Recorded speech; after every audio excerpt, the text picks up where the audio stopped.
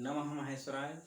मैं डॉक्टर आशुतोष कुमार यादव आज आप लोगों के लिए चतुर्थ वीडियो लेकर आया हूं। इसके पहले हमने 3 वीडियो महर्षि सूत्र से संबंधित बताया था और उसमें जो भी महर्षि सूत्र से संबंधित चीज़ें थी सब पर हमने विस्तार से चर्चा किया। अब आज हम महर्षि सूत्रों में जो स्वर और व्यंजन वर्णों को बताया गया था कि 4 सूत्रों में स्वर वर्ण हैं, 10 सूत्रों में व्यंजन वर्ण है, आज उन्हीं वर्णों पर ही हम विचार करेंगे। तो देखिए, सबसे पहले आता है वर्ण। तो वर्ण शब्द की व्युत्पत्ति यदि आपसे कोई पूछे तो आप बताएंगे वर्ण में वृ धातु और प्लस ल्यूट प्रत्यय, ये दोनों मिल करके वृ धातु और ल्यूट प्रत्यय वर्ण शब्द की व्युत्पत्ति है। जब हम पढ़ाएंगे तब विचार उस समय करेंगे कि कब से क्या होता है। अभी वर्ण समझिए, वृ और ल्यूट। देखो, लकार लोग होगा, यू बचेगा, यू सूत्र होगा है, अन आदि होगा और को गुण हो जाएगा, अर होगा, तो बन जाता है वर्ण। ठीक हुआ। अब आता है कि वर्ण किसे कहते हैं। ठीक है, वर्ण किसे कहते हैं। तो भाषा की जो सबसे छोटी होती है वह वर्ण होती है। और फिर वर्ण क्या है, वर्ण बना कैसे, तो आप बताएंगे कि ध्वनि मीन्स आवाज, ध्वनि का लिखित रूप ही क्या है, वर्ण है। क्योंकि जो हम बोलते हैं तो बोल रहे हैं तो बोलना क्या हो गया, ध्वनि हो गई, आवाज मात्र हो गई। किंतु जब इसी ध्वनि को हमने लिख दिया तो वह लिखित रूप क्या हो गया, वर्ण हो गया। तो हम परिभाषा वर्ण का ऐसे लिख सकते हैं कि ध्वन्याः लिखित रूपम वर्णम, ध्वन्याः, ध्वनि का षष्ठी विभक्ति एक हो जाए, का रूप है का अंत है, तो ध्वन्याः लिखित रूपम, लिखित रूपम वर्णम, अर्थात ध्वनि की लिखित रूप ही क्या है, वर्ण है। यही वर्ण की परिभाषा हो सकती है। अब वर्ण को ही अक्षर कहते हैं। वर्ण और अक्षर में कोई अंतर नहीं है। वर्ण को ही क्या कहते हैं, अक्षर कहते हैं। जैसे वर्णम एव अक्षरम, वर्णम एव अक्षरः, अर्थात वर्णम एव, वर्ण ही अक्षर कहलाता है। अक्षर की परिभाषा आती है कि न क्षरति इति अक्षरः।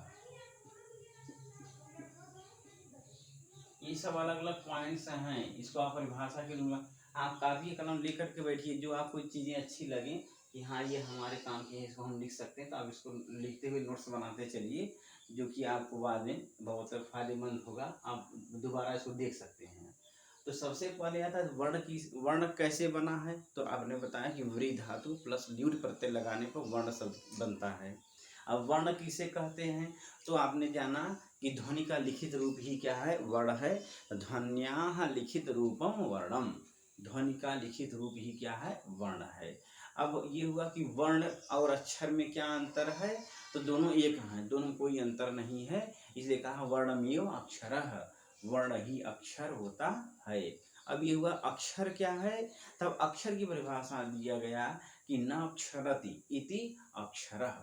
ब्रह्मा का एक जो ब्रह्म है उनका एक पर्यायवाची अक्षर भी है, क्योंकि ब्रह्म का भी कभी विनाश नहीं होता।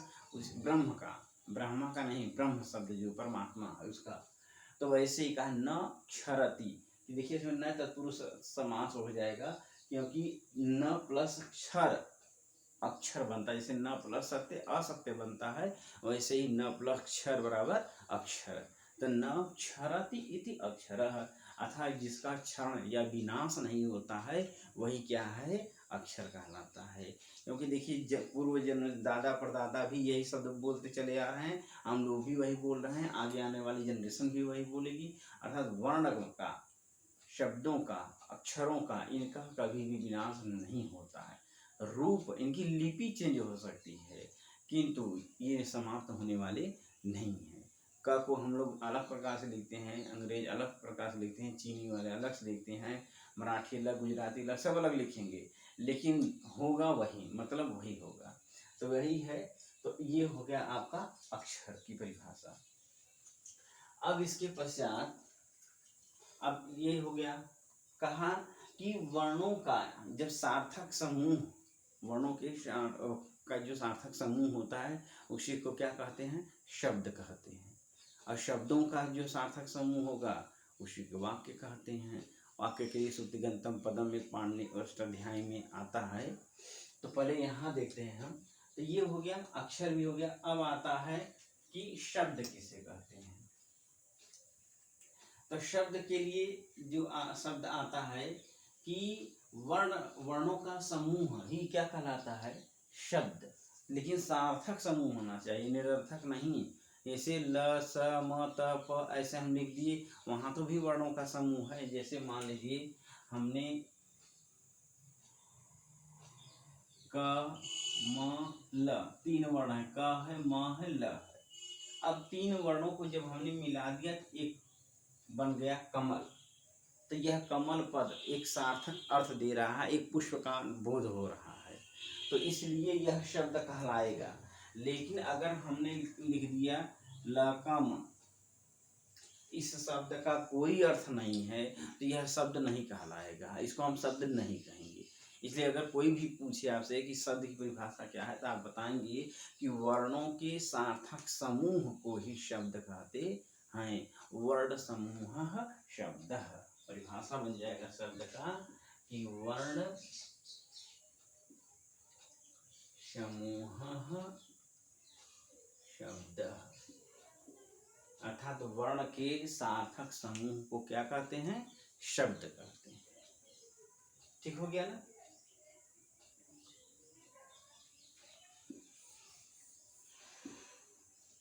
फिर इसके बाद आता है वाक्य। तो वर्णों के समूह को शब्द का और शब्दों के सार्थक समूह को क्या कहेंगे, वाक्य या पद कहेंगे। शब्दों के सार्थक समूह को वाक्य कहते हैं।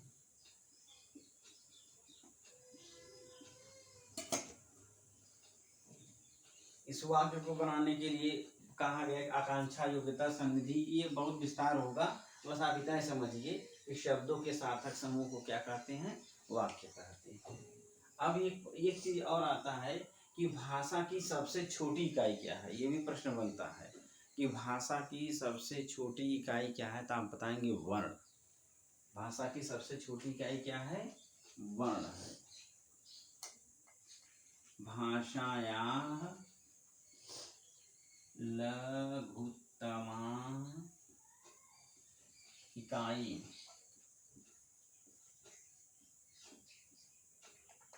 वर्णम। यही है कि भाषा की जो लघुत्तम इकाई होती है वो क्या होती है, वर्ण होती है। अगर एग्जाम में क्वेश्चन बना कि भाषा की लघुत्तमा इकाई कह, अर्थात भाषा की सबसे छोटी इकाई क्या है, वो ऑप्शन में दे दिया ध्वनि, शब्द, वाक्य, पद। ऐसे कंडीशन में, इन चारों ऐसे कंडीशनों में अगर पूछ लिया है कि भाषा की सबसे छोटी इकाई क्या है, तो आप आंसर लगाएंगे ध्वनि।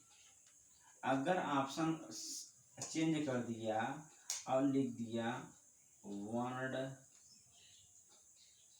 लिपि, शब्द, वाक्य,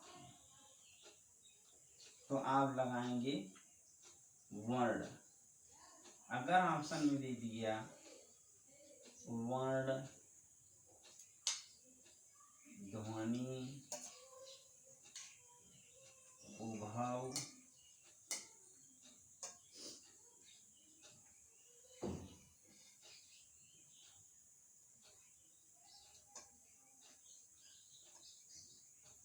पद, मान लीजिए ये दे दिया,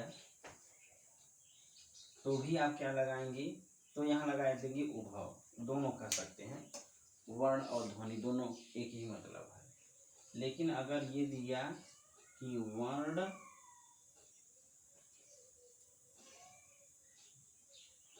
ध्वनि पद शब्द ये दिया था, आप लगाएंगे वर्ण। ये है, ये कंडीशन है कि जो यह सिद्ध करता है कि भाषा की सबसे छोटी इकाई क्या है। तो अगर इस तरह से ऑप्शन है तो आप ध्वनि लगाएंगे, ऐसे ऑप्शन है तो आप वर्ण लगाएंगे। अगर वर्ण और ध्वनि दोनों उभाव करके आ गया तो उभाव लगा देंगे, किंतु यदि वर्ण ध्वनि पद शब्द है तो सिर्फ आप लगाएंगे वर्ण को। ये होता है कि इस भाषा की सबसे छोटी इकाई क्या है, तो वर्ण है, यही आपको याद करना है। फिर आता है इसके बाद, इसको आप लिख लीजिएगा वीडियो रोक करके बीच में। फिर आता है कि भाषा की सबसे बड़ी इकाई क्या है, बृहत्तमा या सबसे बड़ी इकाई क्या है। तो आप बताएंगे भाषायाः बृहत्तमा इकाई वाक्यम। भाषा की सबसे बृहत्तम इकाई क्या है, तो वाक्य है। यही, क्योंकि शब्दों का समूह या पदों का समूह जब बना तो क्या बन गया, वाक्य बन गया। तो वाक्य सबसे बड़ी इकाई हो जाती है और सबसे छोटी इकाई हो जाती है वर्ण। ये हो जाता है, ठीक। फिर इसके पश्चात अब अगला देखिए,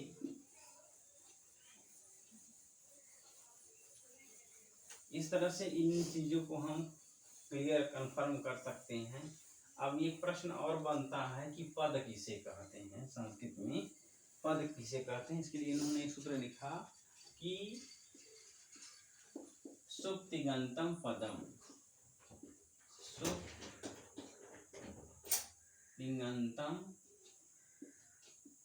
पदम।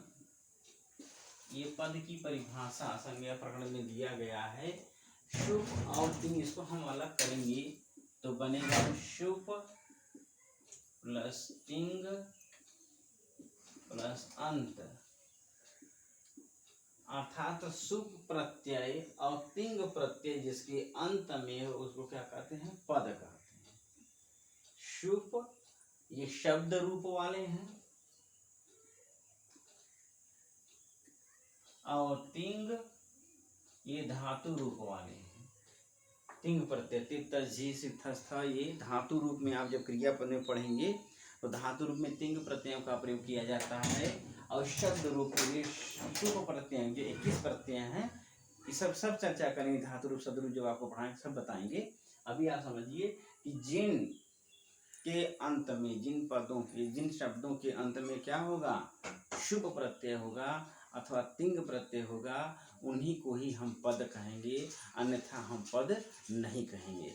जैसे राम शब्द अगर लिखा गया है तो हिंदी की दृष्टि से राम तो पद है, किंतु संस्कृत की दृष्टि से यह पद नहीं है, क्योंकि इसमें शुभ प्रत्यय का प्रयोग नहीं किया है। जब यही हम लिख देते हैं राम, ये हो जाता है पद, क्योंकि राम में प्रथमा विभक्ति एक वचन में सु प्रत्यय लगा हुआ, राम धन सु सिद्धि करते हैं तब बन जाता है राम। तो संस्कृत में बिना सु और बिना तिंग प्रत्ययों का कोई पद नहीं होता है। अगर आपसे एग्जाम में पूछा रहा है कि किनकी पद संज्ञा होती है तो आप यही सूत्र बताएंगे, सुप्तिगंतम पदम, अर्थात जिन शब्दों में शुभ और तिंग प्रत्यय लगे हुए हैं उन्हीं को ही हम पद कहते हैं। एक ये आपका हो गया। फिर आगे देखते हैं। अब बात आता है कि वर्णों के भेद, वर्ण कितने प्रकार के होते हैं, वर्णों के भेद। तो देखिए वर्ण जो होते हैं ये दो प्रकार के होते हैं, वर्ण दो प्रकार के होते हैं। एक होता है स्वर वर्ण और दूसरा होता है व्यंजन वर्ण।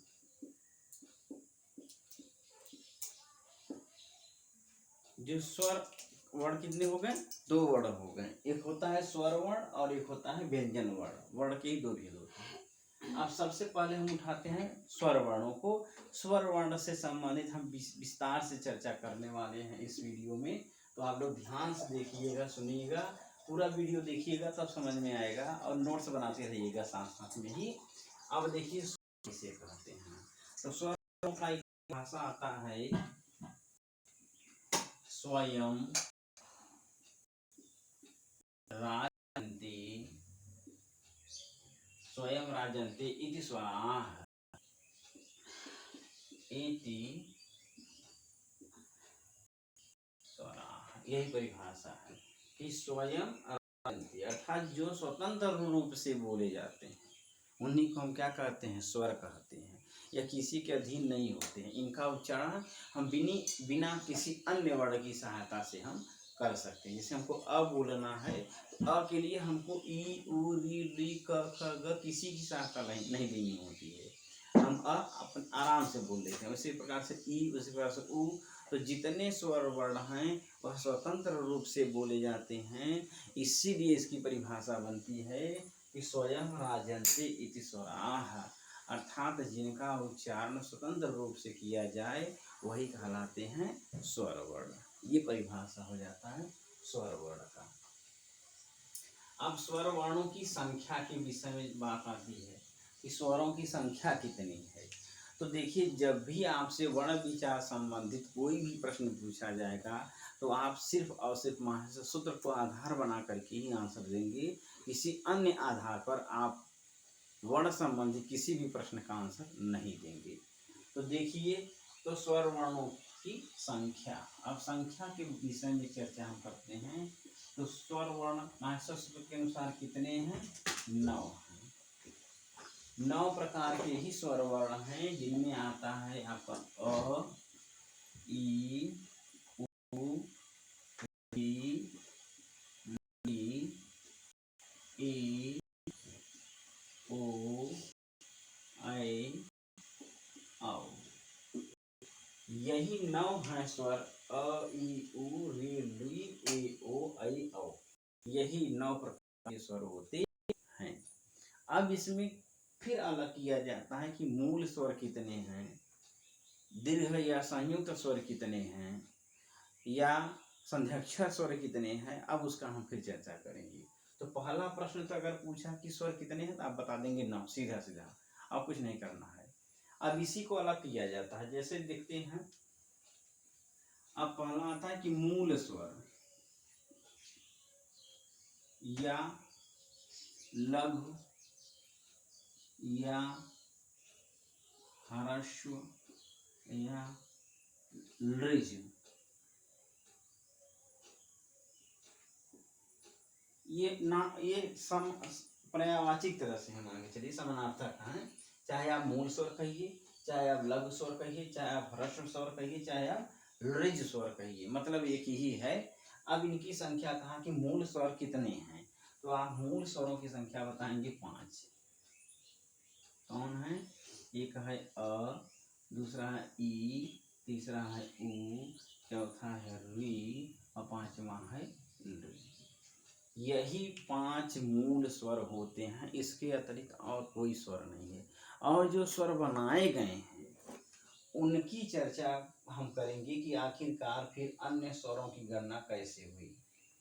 देखिए, अब तो पहले ये तो हो गया कंफर्म कि भैया मूल स्वर अगर आपसे पूछेगा तो आप बताएंगे मूल स्वरों की संख्या कितनी है, 5 है। 5 के अतिरिक्त तो कोई नहीं है, बस यही 5 है। फिर आता है दीर्घ स्वर। दीर्घ स्वर के देखो 5 तो यहां से हो गए मूल। अब इन जो 4 स्वरों का उत्पत्ति हुई है, या इन 4 स्वरों को पाणिनि जी ने बताया है, तो इन स्वरों के बीच के संबंध में आप समझिए, इन चारों स्वरों को संयुक्त या संध्याक्षर स्वर कहा जाता है। संध्याक्षर स्वर, क्योंकि इनका निर्माण संयुक्त होने से, मिलने से अथवा संधि करने के पश्चात ही होता है।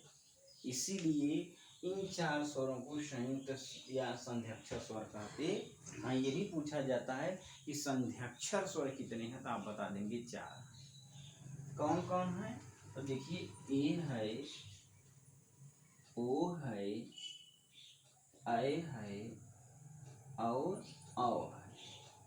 ये दोनों गुण संज्ञा वाले हैं, गुण संधि की, और ये दोनों वृद्धि संज्ञा वाले हैं, अर्थात वृद्धि संधि की। संधि जब आपको पढ़ाएंगे तो आप देखेंगे। देखिए जैसे ए है, ए की उत्पत्ति आप जानते हैं गुण संधि में अ या आ के पश्चात ई या ई आए, अ या ऐसे कर देते हैं, अ या आ के पश्चात ई अथवा दीर्घ ई आए तो इन दोनों के स्थान पर ए आदेश हो जाता है गुण संधि में। इसीलिए इनको कहा गया संध्याक्षर वर्ण, इसीलिए कहा गया है। उसी प्रकार से ओ के विषय में भी है, यदि अ या आ के बाद क्या आए, उ आए, उ या दीर्घ उ आए तो इन दोनों के स्थान में क्या आदेश हो जाता है, ओ आदेश हो जाता है। ये गुण संधि का है, इसीलिए इसको कहा गया संध्याक्षर। तो गुण संधि वाले दो हो जाते हैं, ए और ओ। उसी प्रकार से वृद्धि वाले हो जाते हैं दो। अब देखिए वृद्धि, ये तो गुण संधि का नियम था। अब वृद्धि का नियम ये है कि यदि अ या आ के बाद ओ या औ आए तो दोनों के स्थान में क्या आदेश होता है, औ आदेश होता है। यदि अ या आ के पश्चात ओ या औ आ रहा है तो दोनों के स्थान पर औ आदेश हो जाता है। उसी प्रकार से यदि अ या आ के पश्चात अ या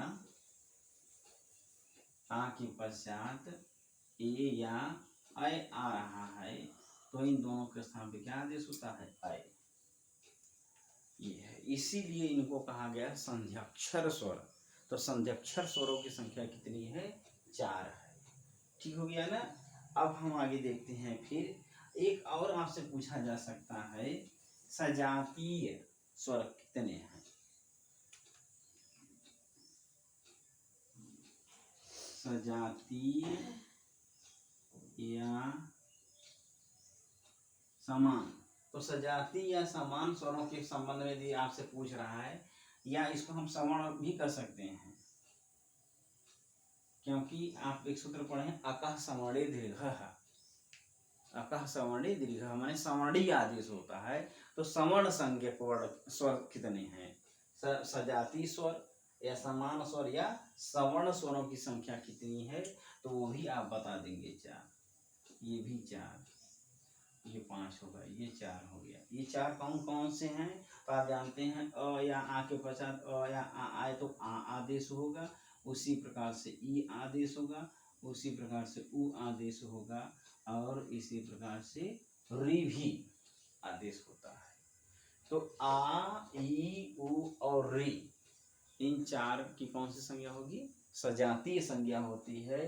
अतः आपसे प्रश्न यदि पूछे कि सजातीय स्वर वर्णों की संख्या कितनी है, या सवर्ण स्वर वर्णों की संख्या कितनी है, या आपके समान स्वर वर्णों की संख्या कितनी है, तो आप बता देंगे 4। क्योंकि यह सवर्ण है, इसमें संधि तो हुआ लेकिन विकार नहीं हुआ। संधि का मतलब है कि परिवर्तन होना। आपने पढ़े परिभाषा ना, कि वर्णों के मेल से वर्ण संबंधित होने वाले विकार को ही संधि कहते हैं। तो यहाँ विकार परिवर्तन चेंजिंग कुछ नहीं हुआ, बस अ या आ के पश्चात अ या आ आया तो आ ही आदेश हुआ, कोई परिवर्तन नहीं। उसी का समान जाति वाला आ गया, ई के पश्चात ई आया तो ई आदेश हो गया। इसीलिए इसको कहा गया सजातीय या समान वर्ण। इसलिए पाणिनि जी इनकी गणना महर्षि सूत्र में अलग से नहीं किए, वो अलग से इसको नहीं दिखाए हैं। और जो संध्याक्षर हैं उनका उच्चारण स्थान भी एकदम अलग हो जाता है। इदैतौ कंठ तालु होदौत कंठोष्ठम, कंठोष से बोले जा रहे हैं, कंठ तालु से बोले जा रहे हैं, वो एकदम अलग संध्याक्षर हैं। इसीलिए इन चारों को अलग से इन्होंने दिखाया, इन चारों को नहीं दिखाया, क्योंकि यह सवर्ण हैं, समान जाति के हैं।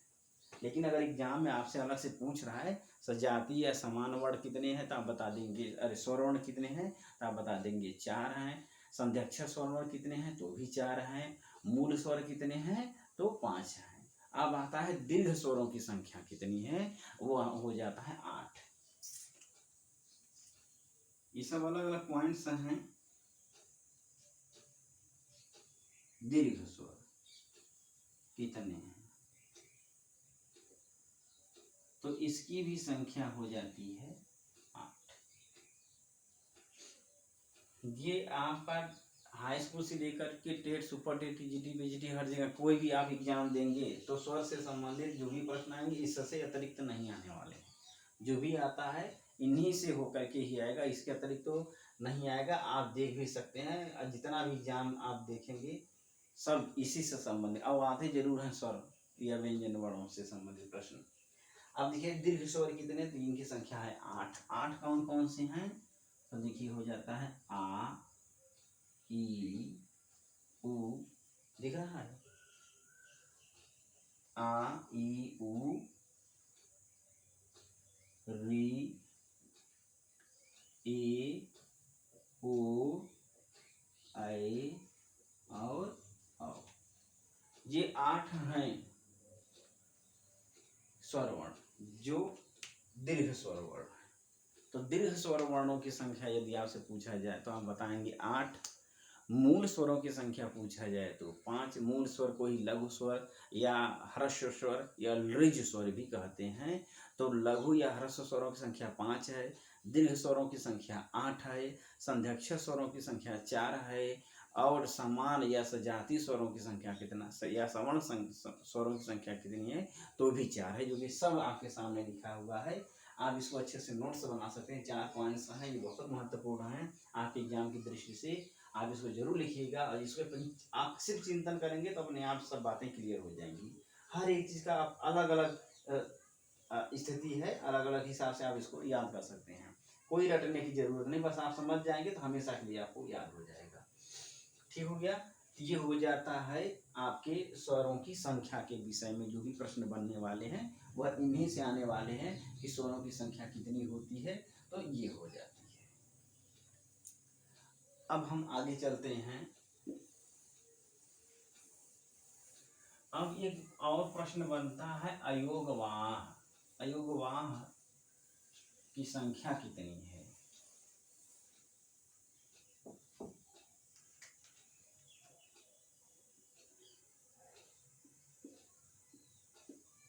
अयोग। देखिए एग्जाम में अगर आपसे पूछा जाए कि अयोगवाह की संख्या कितनी है तो आप बताएंगे 4। कितना है, 4 है, जिसमें पहला आता है अनुस्वार जिसका चिन्ह इस प्रकार से होता है, और दूसरा होता है विसर्ग जिसका चिन्ह इस प्रकार से है। फिर आता है एक तीसरा है जिह्वा मूलीय,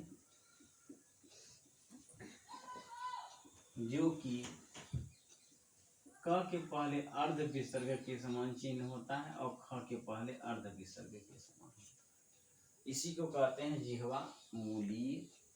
और चौथा है उपध मानीय। उपधमानीय भी है प और फ, इन दोनों के पहले क्या होता है, अर्ध विसर्ग। यही क ख और प फ ये आपका जीवा मूली हो जाता है क ख और उपधमानीय हो जाता है प फ। इन चारों को क्या कहते हैं, अयोगवाह कहा जाता है।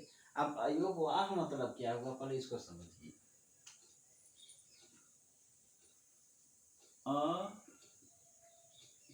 अयोगवाह हम इसको अलग जब करते हैं तब बनता है अ प्लस योग प्लस वाह, ये है अयोगवाह।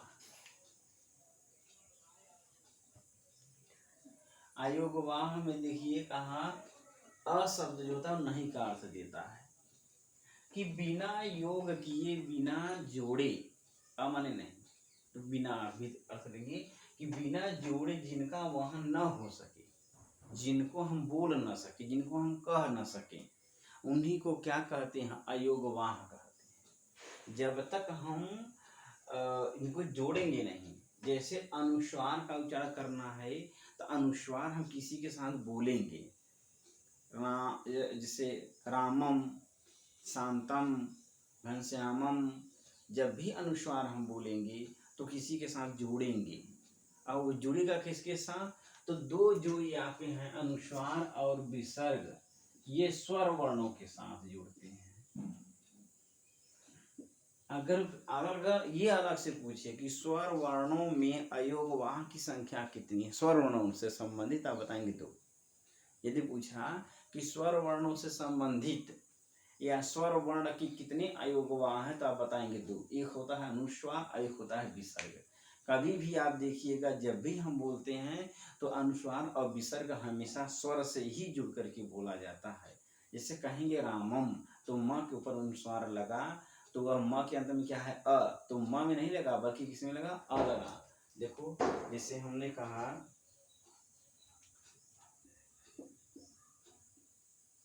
रामम पद है, अब मोनेश्वारा सूत्र आप पढ़े हैं तो मोनेश्वारा सूत्र में कहा कि यदि माँ के बाद व्यंजन तो माँ का क्या होता, कहा क्या हो जाता है? अनुस्वार, तो बन गया रामम, ये बन गया रामम।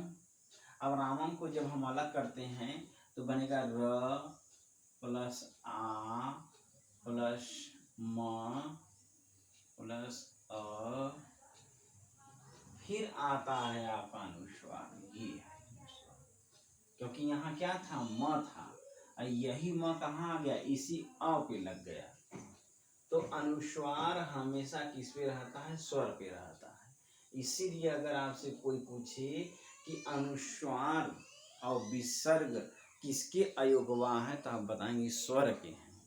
तो दो स्वर के हो जाते हैं और दो विसर्ग के हो जाते हैं। जैसे क्या है? विसर्ग है, सॉरी व्यंजन वर्ण है, ठीक है। तो जो दो हो गए, एक जिह्वा मूली उपधमानी, ये व्यंजन के अयोगवाह हो गए, व्यंजन वर्ण से संबंधित, और स्वर वर्ण से संबंधित हो गए अनुस्वार और विसर्ग। विसर्ग भी देखिए जैसे लिखा राम, तो राम यहाँ जो अ है म में उसी के साथ जुड़ा हुआ है, जोड़ेंगे तो र प्लस आ प्लस म प्लस अ प्लस विसर्ग। तो विसर्ग किससे जुड़ा? अ से। अनुस्वार किससे जुड़ा? अ से। इसका मतलब ये हुआ कि अनुस्वार और विसर्ग सदैव स्वर वर्णों से ही जोड़ करके बोले जाते हैं, कहे जाते हैं। इसीलिए वह स्वर से संबंधित अयोगवाह हो गए अनुस्वार और विसर्ग। उसके पश्चात क ख और प फ जो कि जिह्वा मूली पदध्वनि है, यह व्यंजन से संबंधित हैं। तो व्यंजन से संबंधित अयोगवाह की संख्या 2 है, स्वर से संबंधित अयोगवाह की संख्या 2 है, और कुल मिलाकर के हैं 4। तो प्रश्न 3 प्रकार से आपसे 4 प्रकार पूछ सकता है कि अयोगवाह किसे कहते हैं। तो आप बता देंगे जिनको बिना जोड़े हम बोल नहीं सकते हैं, कह नहीं सकते हैं, वही क्या है? अयोगवाह हैं। एक हो गया। फिर उसके बाद कहा कि स्वर वर्णों से संबंधित अयोगवाह कितने हैं? तो 2 हैं, एक विसर्ग है, एक अनुस्वार है। व्यंजन वर्णों से संबंधित अयोगवाह कितने हैं? तो भी 2 हैं, एक जिह्वा मूली है, एक पदध्वनि है। फिर कहा कि अयोगवाहों की संख्या कितनी है या अयोगवाह कितने होते हैं, तो आपसे पूछना चाह रहा है 4 का, तो आप बता देंगे 4। तो ये आपका अयोगवाह से संबंधित तो हो जाता है प्रश्न। ठीक हो गया ना। अब हम आगे बढ़ते हैं। ये अयोगवाह वाला, अब इसको आराम से नोट्स बना करके देख लीजिएगा, वीडियो बार बार देख करके, जहाँ दिक्कत हो रोक रोक करके नोट्स बनाते रहेंगे तो आसानी हो जाएगी समझने में। अयोगवाह की बात हो गई, अयोगवाह। अब आगे हम चलते हैं।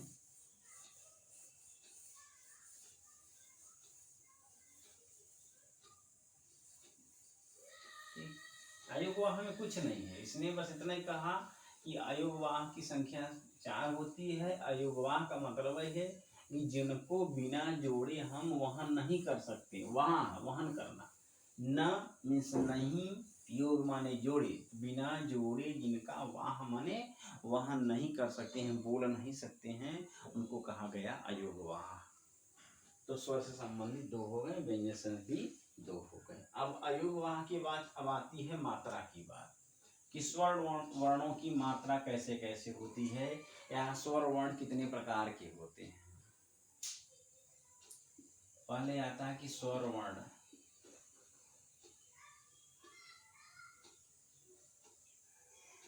स्वर वर्णों के प्रकार, स्वर वर्णों के प्रकार। तो स्वर वर्ण 3 प्रकार के होते हैं, एक ह्रस्व होता है, दूसरा दीर्घ होता है, और तीसरा प्लुत होता है। तीसरा क्या होता है, प्लुत स्वर होता है। अब जो ह्रस्व वर्ण है, जिनको ऋजु या लघु स्वर भी या मूल स्वर भी कहते हैं, उनकी संख्या भी हम बता ही दिए थे।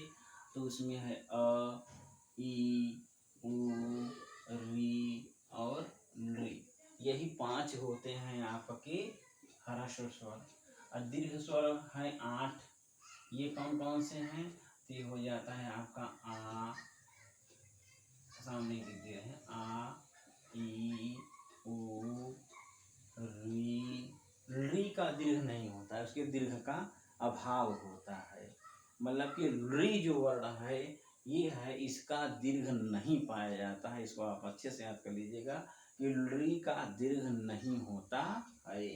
तो आ, ई, उ, री, फिर आता है ए, फिर ओ, फिर आई, फिर आओ। यही 8 ऐसे स्वर हैं जो दीर्घ स्वर कहलाते हैं। और जो प्लुत स्वर होते हैं, किसी भी स्वर वर्ण के बाद यदि हम 3 लिख देते हैं, यदि हम 3 लिख देते हैं इस तरह से,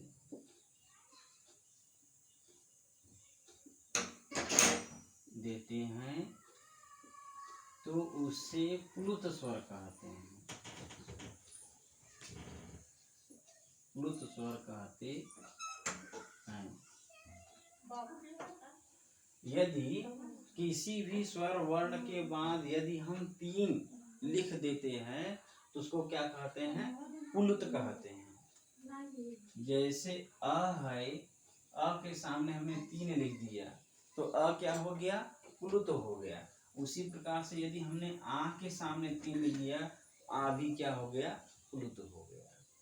तब प्लुत वर्ण जो होते हैं, कुछ नहीं करना है, बस स्वर वर्ण के सामने यदि हम इधर अगर हम क्या लिखिए, 3 की मात्रा को दिखा दिए तो क्या हो जाता है, प्लुत हो जाता है।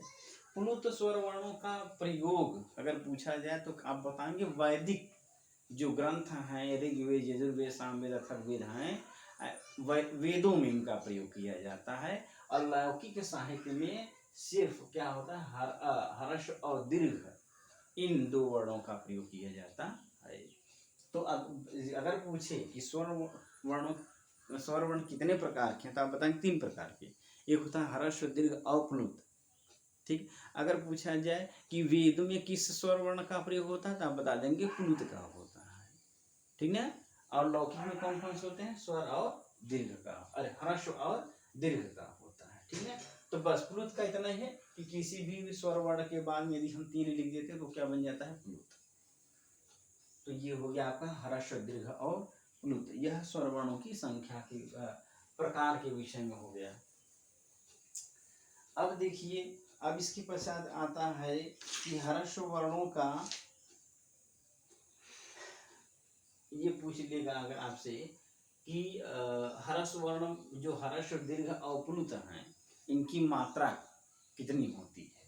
ठीक है। तो स्वर वर्ण की मात्रा अगर हेडिंग ये हो तो स्वर वर्णों की मात्रा में देखिए,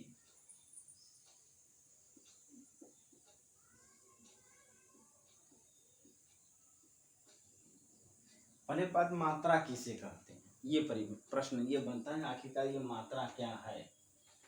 तो इसका आंसर ये होगा कि किसी भी वर्ण को बोलने में जितना समय लगता है उस समय को ही मात्रा कहते हैं।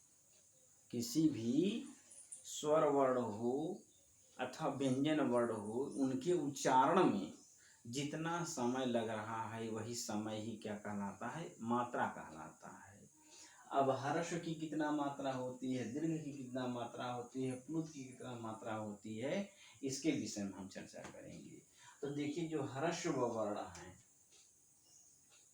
ह्रस्व वर्ण में एक मात्रा का समय लगता है, दीर्घ स्वर में 2 मात्रा का समय लगता है और प्लुत स्वर में 3 मात्रा का समय लगता है। इसको हम 1 सेकेंड, 2 सेकेंड या 3 सेकेंड, 3 से अधिक सेकेंड भी समझ सकते हैं। जैसे हमने कहा अ, फिर हमने कहा आ, फिर हमने कहा आ, तीनों में अंतर है। अ 1 मात्रा, आ 2 मात्रा, आ 3 मात्रा। इसी को हम कहते हैं प्लुत। प्लुत का हम प्रयोग अक्सर करते हैं अपनी जिंदगी में। जैसे हम कोई व्यक्ति दूर है, उसको हम बुलाते हैं, चिल्ला करके बुलाते हैं, उसका नाम लेते हैं कि रामू, श्यामू या जो भी है, हम तेज से चिल्लाते हैं। माता के लिए भी चिल्लाते हैं। तो माँ जितना तेज से हम चिल्लाएं, यही क्या है, प्लुत हो गया। आराम से बोले तो ह्रस्व, फिर दीर्घ और फिर प्लुत। तो ये 3 होता है। तो ह्रस्व मात्रा का 1 मात्रा हो गया और दीर्घ मात्रा का 2 मात्रा हो गया और प्लुत का 3 मात्रा हो गया। तो ह्रस्व के एग्जाम में पूछता है कि ह्रस्व में कितनी मात्राएं लगती हैं, 1 मात्रा का समय लगता है। दीर्घ में कितनी मात्रा का समय लगता है, 2 मात्रा का समय लगता है। और प्लुत में कितनी मात्रा का समय लगता है, तो 3 मात्रा का समय लगता है। तो ह्रस्व, दीर्घ और प्लुत। इसके लिए एक श्लोक भी बहुत प्रसिद्ध है, उसको देखिए हम। अब अगर व्यंजन की बात आती है कि व्यंजन में कितना समय लगता है, तो व्यंजन वर्णों के उच्चारण में अर्ध मात्रा का समय लगता है। अर्ध मात्रा माने 1/2 इतना समय लगता है। इसमें 1 हो गया, इसमें 2 मात्रा का समय, इसमें 3 मात्रा का समय, लेकिन इसमें 1/2 था, आधी मात्रा का समय लगता है। से शांत, अब न जो हमने शुद्ध व्यंजन बोला, हल्का से बोला है, तो अर्ध मात्रा का समय लगा। तो ये होता है, ये आपका है कि अगर कोई पूछे ह्रस्व का 1 मात्रा, दीर्घ का 2 मात्रा, प्लुत का 3 मात्रा और व्यंजन का अर्ध मात्रा होता है। इसलिए एक श्लोक है, उसको हम लिख दे रहे हैं, उसको आप याद कर लेंगे तो ज्यादा आसान होगा हमेशा के लिए।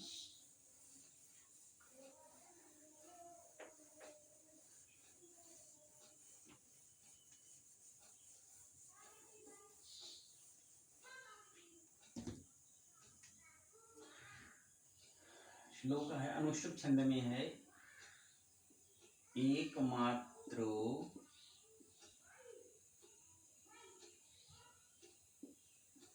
भवेत ह्रस्वो,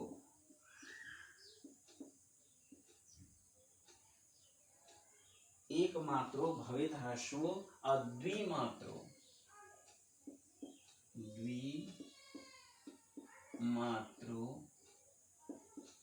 दीर्घ उच्यते। ठीक है, दीर्घ तो एक मात्रो भवेत ह्रस्व, द्विमात्रो दीर्घ उच्यते, त्रिमात्रस्तु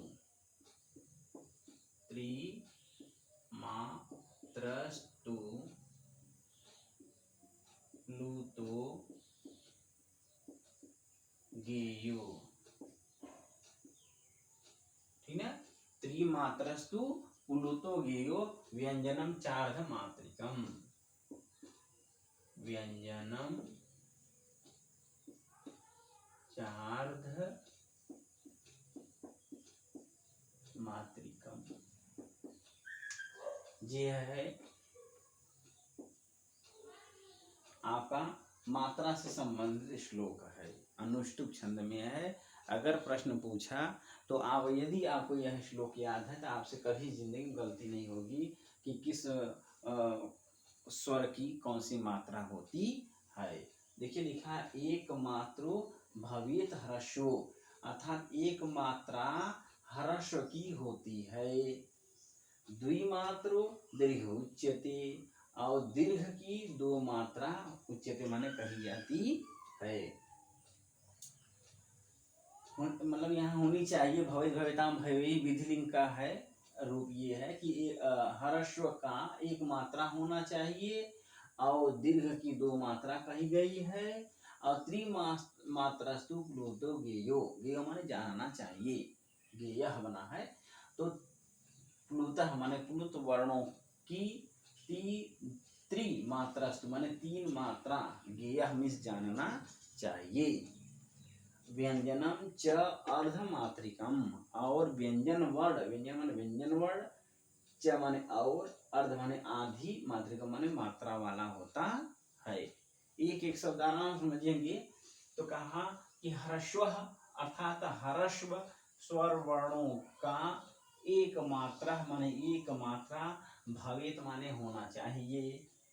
फिर कहा दीर्घ, दीर्घ स्वर वर्णों का द्विमात्र दो मात्रा, उच्यते कहा गया है या कहा जाता है। प्लुतः कहा जो प्लुत स्वर वर्ण है उनका त्रिमात्रस्तु तीन मात्रा गेयः जानना चाहिए। व्यंजनम और व्यंजन वर्णों की अर्धमात्रिकम आधी मात्रा होती है। इसको हम इस तरह से गा सकते हैं। अनुष्टुप छंद में है। अनुष्टुप छंद का जब हम छंद पढ़ाएंगे, देखते हैं जल्दी ही वीडियो हम प्रोवाइड करेंगे छंद से संबंधित। जो भी अच्छे अच्छे छंद हैं, 10-12 छंद हैं बढ़िया, जो अक्सर आपकी किताबों में मिल जाते हैं, उनका वीडियो बनाएंगे। तो विस्तार से उसको बताएंगे कैसे छंद को हम पकड़ सकते हैं। इसमें अनुष्टुप का, इसमें इंद्रवज्या, इसमें उपेंद्र वज्या क्या है वो आप क्लियर कर लेंगे। देख लीजिए, इसका लक्षण है ई श्लोके षष्ठम गुरुगेयम न, तो वैसे कहें एक मात्रो भवेत् ह्रस्वो द्विमात्रो दीर्घ उच्यते त्रिमात्रस्तु प्लुतो गेयो व्यंजनं चार्धमात्रिकम् श्लोके षष्ठं गुरुगेयं सर्वत्र लघु पंचमम्। ठीक है, तो ये लक्षण है। श्लोके षष्ठम गुरुगेयम सर्वत्र लघु पंचमम द्विचतुष्पादयो ह्रस्वम सप्तमम दीर्घ मन्ययो। ठीक है, तो इस लय पर इसको हम गा करके याद कर सकते हैं। तो फिर से एक बार बोल लीजिएगा हमारे साथ। श्लोके षष्ठम गुरुगेयम सर्वत्र लघु पंचमम द्विचतुष्पादयो ह्रस्वं सप्तमं दीर्घमन्ययो एकमात्रो भवेत् ह्रस्वो द्विमात्रो दीर्घ उच्यते त्रिमात्रस्तु प्लुतो गेयो व्यंजनं चार्धमात्रिकम्। तो इस आधार पे आप स्वर वर्णों की मात्रा से संबंधित प्रश्नों को हल कर सकते हैं। देखिए, अब इतना आपका जितना भी था यह स्वर वर्ण से संबंधित जितने भी चीजें थे, लगभग हमने हर एक चीज को आपको अच्छे से बता दिया है।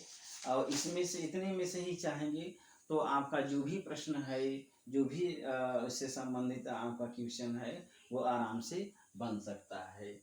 अभी जैसे अगर मान लीजिए आपसे ये पूछा कि स्वर वर्णों की संख्या कितनी है, संख्या विषय में थोड़ा सा और देख लेंगे।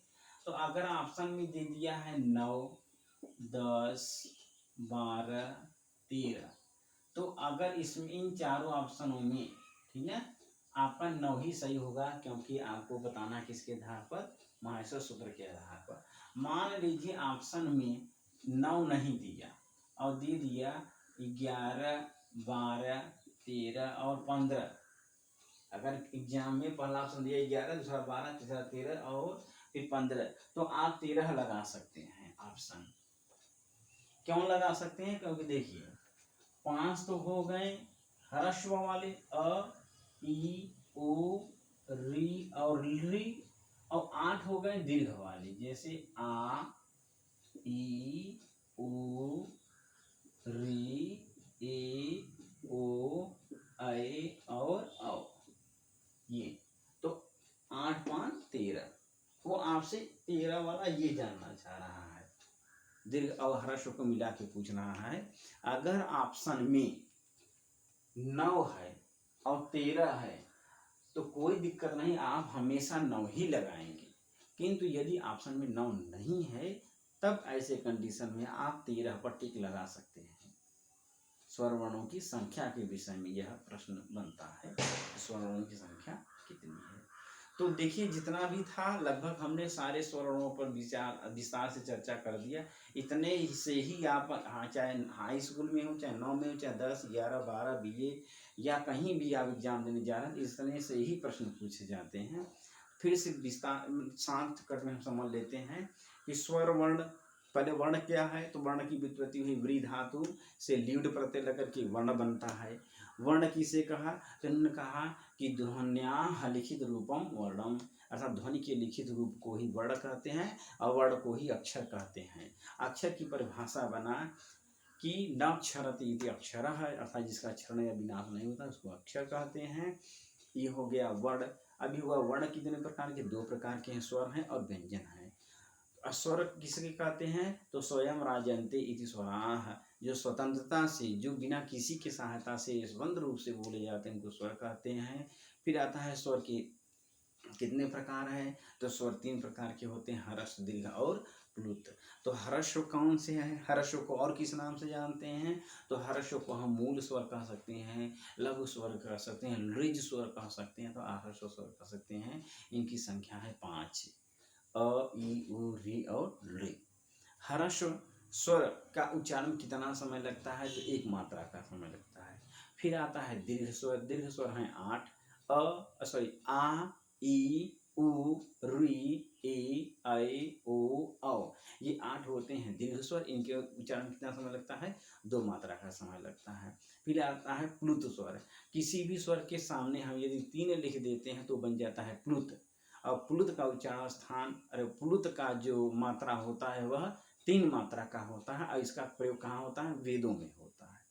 क्या हो गया, तो ये हो गया उनसे संबंधित और मात्रा से भी संबंधित।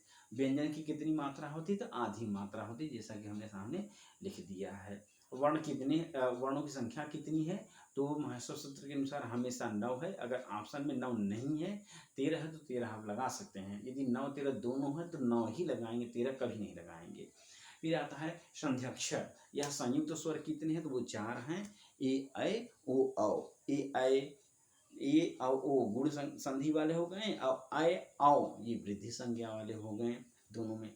फिर कहा सजाति या सवर्ण या समान स्वर वर्ण कितने हैं, तो वो भी 4 हैं।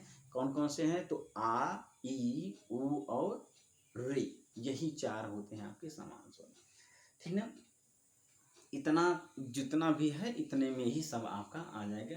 तो बस आज के लिए ही इतना है। इस वीडियो में हम आपको स्वर से संबंधित जितनी भी जानकारी थी वो आपको दे दी है लगभग। अब इसके अतिरिक्त तो हमें नहीं लगता है कुछ बचा होगा। सारे विषयों पर हमने चर्चा कर दिया, जो भी प्रश्न थे, जो भी आपके एग्जाम की दृष्टि से आने वाले थे, हर एक विषय पर हमने चर्चा कर दिया। अयोगवाह के भी विषय में हमने बताया कि अयोगवाह जो होते हैं वह स्वर वाले 2 होते हैं और व्यंजन वाले 2 होते हैं। तो स्वर वाले हैं अनुस्वार और विसर्ग, और व्यंजन वाले हैं जीवामूर्य और उपाधिमानीय हैं। वो तो व्यंजन में हम फिर से विस्तार से चर्चा करेंगे। तो बस आज के लिए इतना ही। आप इसको जरूर देखिए, नोट्स बनाइए, और अब अगर आपको अच्छा लगे तो अपने जो मित्र हैं सहपाठी उनको शेयर करिए, उनको बताइए, और लाइक करिए, सब्सक्राइब करिए, वीडियो जितना हो उतना से ज़्यादा शेयर करिए। अगर कोई भी प्रश्न या आपकी विचार मन में हो कि नहीं ये चीज़ हमको नहीं क्लियर हो पा रहा है, तो आप कमेंट्स में लिख करके जरूर बता सकते हैं। तो उस पर भी हम चिंतन करके, उस पर विचार करके आपको जरूर बताएंगे। तो ठीक है, आज के लिए इतना ही। नमः माहेश्वराय।